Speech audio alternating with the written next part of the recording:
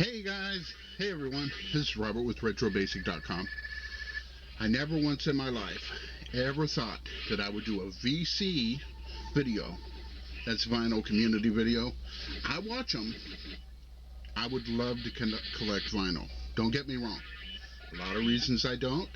I collect 45s. This video is a response to a young lady in another country. Hi out there.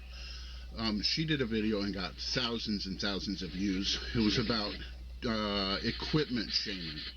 Like the audiophiles that are up here who make $200,000 a year and they buy the $4,000 turntable and the $6,000 amplifier.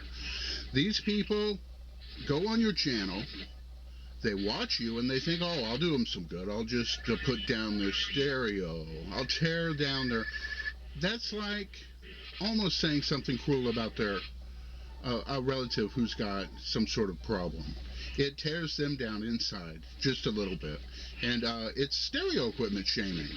I don't abide by it, but once you see my collection you'll know why I don't abide by it. I have the cheapest pieces of garbage ever found at Goodwill, any thrift store, any yard sale. I take them in. All my cassette decks, I have new belts in them. They're all $10 or $15. Some I got for $1. I have 808 tracks, 110 45s, which you'll see some today. I have 600 best of CDs.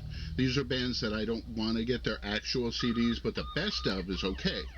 And I have 1,000 heavy metal, thrash, a lot of that kind of stuff going back from 1964 all the way to 2020. It's the one range of music I can find. Let me check my mic. Okay. It's the one range of music I can find where I started hating popular music in 1990. So my collection of 45s is a tribute to like the 80s. I also have 1,000 cassette tapes. And in the video I play one of them. Most of them are best dubs. I have a lot of classical, I'll admit it. The problem with records, and you'll see in my video I have 5 records. They're too big.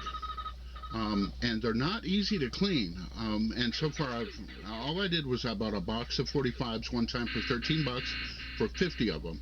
And then I bought 6 or 7 Cyndi Laupers, and then I got 10 of In a Lot, and then I got these, and before I knew it, collection. And the Crosley, I found it in a thrift store.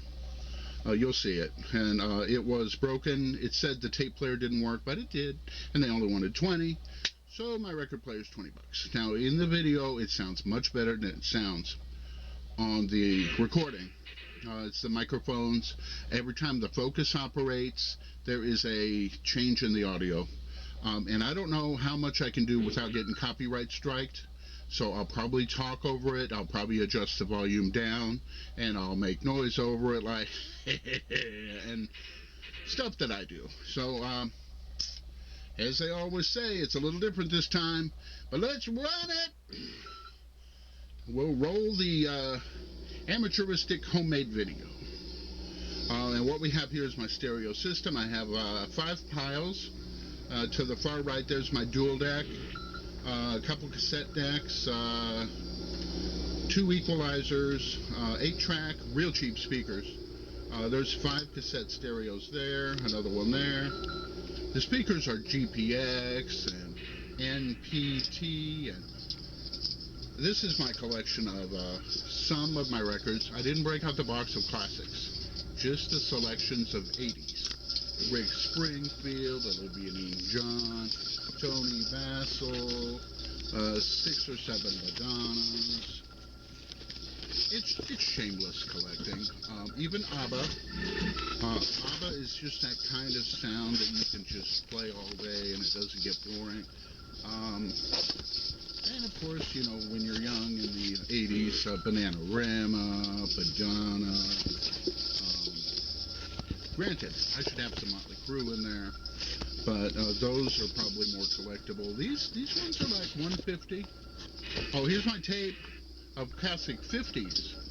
These are 50s and 60s classics. And And what I'd like to do is get my voice over this so I don't get a copyright strike. The sound on the actual stereo is so much better than what it picked up on the microphone. It just sounds terrible. That sounds terrible. But there's the tape deck. There's the things that I use to listen to. I got 2 8-tracks there, 4 other 8-track players. Oh, I didn't even show. I have an 8-track recorder, and there's my cassette that I always use. And I've got, now, the Crosley does not have the name brand on the outside of the box, so I went ahead and labeled it with a black paint, a little bit of white paint, and the machine was too ashamed even to put their own title on the front, which I would have done. Now, here we play Oppinion John. It's funny how it sounds on this camera, because when you're actually there, there's so much frequency from the lows to the highs, and the lows are not compacted like they would be on a 33 1/3 RPM record. The lows are just there, and the speakers don't rattle too much, but they rattle, and the highs are all there. Now here's some more of my classics. I got a whole collection of Cyndi Lauper.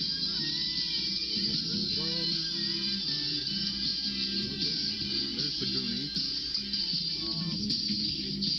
Cyndi Lauper is, if I could have gotten out seen her in 1984, I would have definitely seen her in 1984 live. And here this is Pat Benatar in a homemade cover sleeve. And then that's Fire and Ice in that one. And then here's Hit Me With Your Best Shot, I believe. No. Yeah, no, this one's a different one. Can't believe I made that mistake. Here's another one without a cover, and here's Whitney Houston. Got the Go-Go's, Vacation. And you know, these are things. I'm a heavy metal maniac, but I like to listen to the 80s. What I do is I record the best of that tape, and I bump my camera tripod. I gotta do some laughing. But then here is Hit Me With Your Best Shot. The best song in the 80s that's not heavy metal. And it's just the greatest. And here it is playing. Now the thing is, there's so many problems with this video. The focus goes in and out. The audio isn't being picked up perfectly, but I need to get my voice over the audio so we don't get you don't want to get a copyright strike, Robert. No way. You don't want to get a copyright strike. But let me tell you, it sounds perfect. It sounds beautiful. And just one quick note about my Crosley is I did what VW West advised me to take out the cartridge and put in a different one. I can't remember which one, but I put in one of the good ones that he recommended. And you know, this is about it for the video. I just want to just tell you guys that if you have a Crosley, you have nothing to be ashamed of. The new needle that I put in has a weight that it should be at from 4.5 to 5 grams.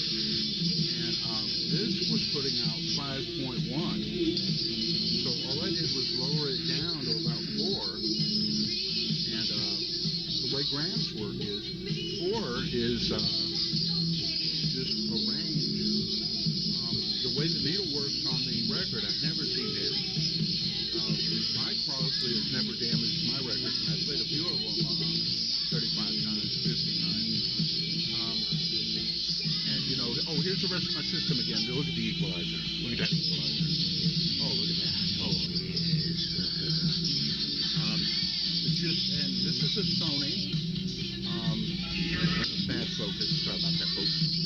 And then all these cassette decks and all this. And listen to all that tone. When you're there listening to the speakers, the tone doesn't sound all good like that. Actually, the tone is coming out terrible on this video. And it'll sound worse once it goes to music. But I think this is all I've got to say. If I had an outro to do, and I can't believe it, it's going to be shorty. It's just, boy, that's a loud speaker system. 15 watt speaker system. That's all I felt I needed. And I'm going to close my Crosley down. Sorry about that burp, folks. And that's the video. Back to me. Shut it down. But the reason this is on Retro Basic channel is I collect vinyl. I don't collect much vinyl, but I would like to see the big channels just I wouldn't mind if I was a new collector to vinyl if someone told me how they clean their records, if someone explained how they store them safely, if someone said your collection looks great. Any negative thing is just it's so superficial. I mean, some people's music collection in the 70s was a pile of 8-tracks in the back of their Chevy. A pile of like 40 albums in the back of their Chevy. Now, is that, what would an audiophile say to that? Oh, look, Margaret, look at the mess in the back of that Chevy. But there's a guy that loves each and every one of those 8-tracks. And my best 8-track is my AC/DC Back in Black. I found it at the car wash. It was broken. I fixed it. It's still in my collection. It's been played 500, 600 times. It still plays. It sounds fantastic. And I can record onto 8-track to where it sounds like it's a CD. No one out there will believe that. If you want to take me up on that, I have an 8-track back there that I recorded Flick of the Switch on by AC/DC, and you can hear every frequency. If you play the CD and then play that 8-track, you're going to hear the frequency. It's so crisp and clean. So I don't think you should shame anyone about their equipment. Telling them that they could upgrade later on, that's obvious. And even stating the obvious is kind of like, just don't hold your superiority over them, because they're just trying to make it in the world. If you're 16 and you buy 10 records at the record store, number one, you're supporting the vinyl community, which in the end helps the audiophile by there being more records produced at the company level. So why would you ever go in and tell a new person who's just collecting, oh, you're doing this wrong, and oh, I'm preaching about my great stereo that's worth $4,000. It's wrong in such a way that it's like it tends to might even put them off, and if they quit the collecting, that would be bad. You want them to get together with their friends, share their records, share their moments, and hopefully the vinyl community this year, vinyl sold real good, 2021, it's CDs and vinyl are like this. Now, granted, I'm not helping the vinyl community at all. I got 5 full-size 12-inch records. I don't know anything about collecting vinyl. I sold my vinyl in 1985 and went to something else. Or was it 89? Whatever. I sold all of them. I had 31 of them. And, you know, I had some good Ozzy, but I got to cut it here. I got to cut it short. Check my battery's fine. Thank you guys for watching. RetroBasic.com. Robert, with my first and probably only vinyl collecting video. Hope it does well. You guys have a great day. Thanks for watching.